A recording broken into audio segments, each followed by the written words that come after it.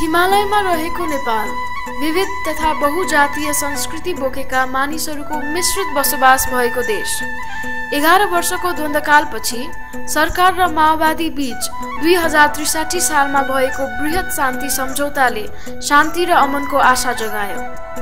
तर जात जातीय तथा आदिवासी समुदायहरूले पाउनुपर्ने उचित स्थानको बढ्दो माग सँगसँगै जातीय द्वन्द्व र सशस्त्र समूहहरूको पनि जगजगी बढ्दो छ। प्रमुखतया केन्द्र तथा पूर्वी तराई क्षेत्रहरूमा जहाँ मधेसी समुदायको बाहुल्य रहँदै आएको छ। बृहत शान्ति सम्झौता पछि पनि जब सरकार जनताका आकांक्षाहरूको सही व्यवस्थापन गर्न असमर्थ भयो, असुरक्षाका कारण सरकारी अधिकारीहरू पनि प्राय गाविसमा नभई जिल्ला सदरमुकाममा नै सीमित रहन थाले। परिणामस्वरूप स्थानीय समुदायहरू आधारभूत सरकारी सुविधाहरूबाट वञ्चित हुनु पर्यो र विकासका कुनै पनि काम सम्पन्न हुन सकेन। यसले जनतामा अझ बढी निराशा फैलायो। बढ्दो जातीय द्वन्द्व र अपराधिक कार्यक्रमसँगै तराईका युवाहरू सबैभन्दा बढी प्रभावित देखियो। यस सालभन्दा पहिले हाम्रो गाउँ विकास समितिमा गाविसको सचिव आउने स्थिति थिएन र गाउँ परिषद पनि गर्ने स्थिति थिएन। लुकाई छिपाई हैन सदरमुकामैमा उहाँहरू गर्नुहुन्थ्यो।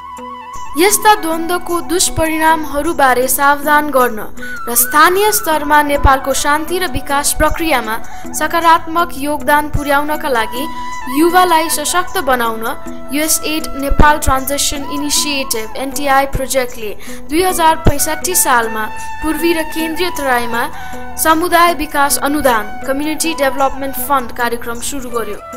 यी कार्यक्रमहरूले युवालाई परिचालन गर्यो र ती युवाहरूलाई समुदायका सदस्यहरूसँग मिलेर सानो स्तरको विकास योजनाहरूमा कसरी काम गर्ने बारे तालिम प्रदान गर्यो। गत 3 वर्षमा यो कार्यक्रमले 1,25,000 युवालाई परिचालन गरी 500 गाविसमा 500 भन्दा बढी साना भौतिक पूर्वाधारहरूका मर्मत तथा सम्हार गर्यो, जस्तै विद्यालय, स्वास्थ्य चौकी तथा ग्रामीण सडकहरूको निर्माण, कल्भर्ट निर्माण र कलहरूको जडान। समुदायका सदस्यहरूसँगको छलफलपछि युवाहरूले सबैभन्दा महत्त्वपूर्ण विकासका आवश्यकताहरूको पहिचान गरे र यी प्राथमिकताहरूलाई सम्बोधन गर्न स्थानीय सरकारसँग मिलेर काम पनि गरे। हरेक पटक USAID को सहयोगलाई समुदायले आफ्नो परिश्रम र आवश्यक सामान प्रदान गरी पूर्ण रूपमा टेवा पुर्यायो। बाटोमा अहिले कल्भर्ट डालेको छ, सिँचाइको व्यवस्था गरेको छ, समुदायलाई परिचालन गरी अहिले बाटो व्यवस्था गरेको छ। पहिला हामीले केही व्यवस्था थिएन। अहिले प्रोग्राम आयो, तपाईहरुको त गाविसमा यति पैसा आइरहेछ, त्यो पैसा कहाँ खेर हुन्छ भनेर उहाँले भन्नुहुन्छ। तपाई खोज्नुस्, तपाईको अधिकार छ, माग्नुस्। जबसम्म माग्दैन तबसम्म मिल्दैन। उहाँले हामीले बाटो देखाइदिनु भएको छ।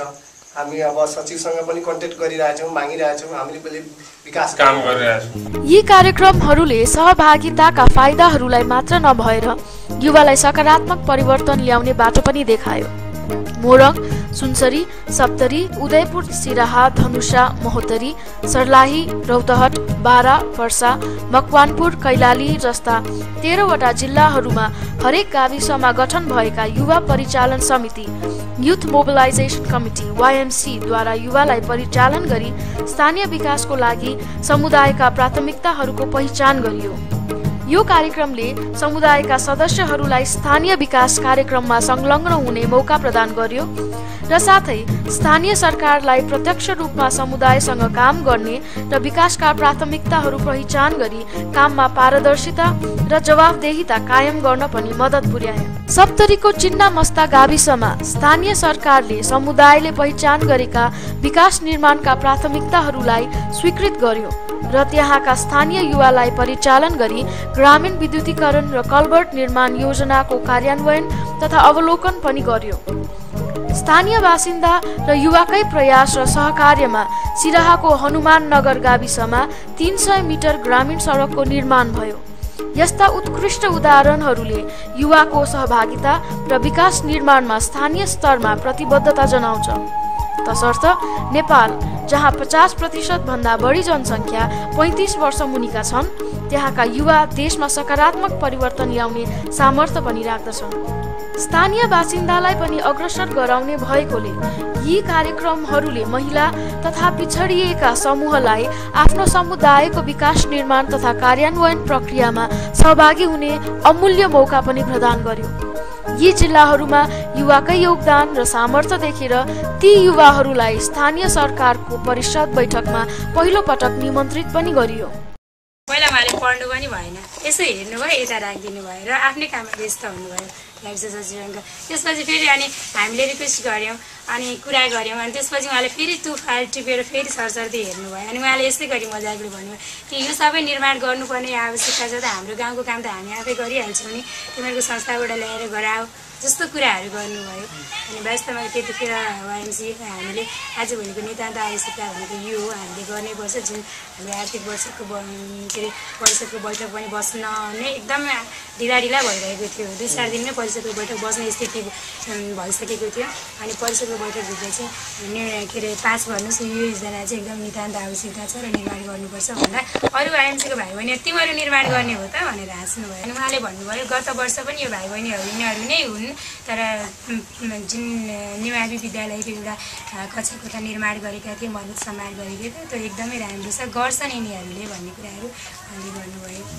यी कार्यक्रमहरूले नेपालका भविष्यका नेताहरू र हाम्रो देशका आर्थिक सबलता ल्याउने ती युवाहरूलाई समुदायको सहभागितालाई अझ बलियो बनाउन र स्थानीय विकास निर्माण कार्यमा टेवा पुर्याउन नेतृत्व प्रदान गर्यो। चेतना भएको छ, चेतनाले यिनीहरू जुन कार्यक्रम राखेको थियो त्योमा बोलाएर सबैलाई उपस्थित गराएर अनि चेतना गाविस स्तरमा यस्तो तरिकाले काम गर्नु, यस्तो योजनाहरू तपाईँहरू नै छान्नुहोस्, सचिवसँग यस्तो कुरा माग्नुहोस्, हर हिसाब पनि माग्नु, जति कुरा हो यिनीहरू नै अब कार्यक्रम ल्याएर दियो अनि जनताहरू त्यसमा जागरुक भयो।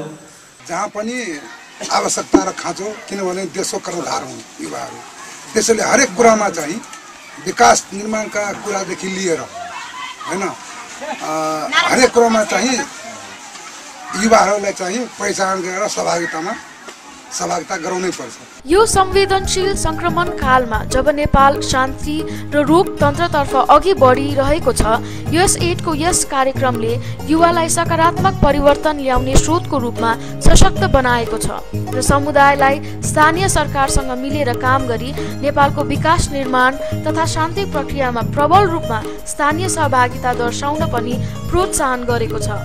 यस कार्यक्रमको नतिजाले हाम्रो विश्वासलाई अझ बढी दृढ बनाएको छ। समुदायको मद्दतले मात्र विकास सफल हुन सक्छ र नेपालमा आमूल परिवर्तन ल्याउन युवाले प्रमुख भूमिका खेल्नै पर्दछ।